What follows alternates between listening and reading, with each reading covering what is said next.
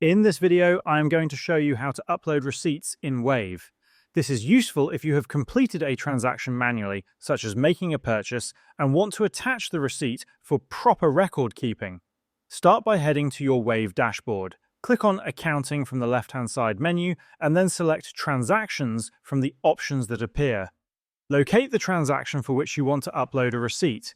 Click the arrow at the end of the transaction row, then select Edit More Details. In the pop-up window, scroll down until you find the Receipt section. Click on the Select File button and choose the receipt file from your device. Once selected, click Open to upload it. This process works the same way on mobile devices, so you can upload receipts using your phone or tablet as well. After the receipt is uploaded, click Save to ensure it is attached to the transaction. You can repeat this process for any transaction to keep your records accurate and complete. And this is how you can upload receipts in Wave.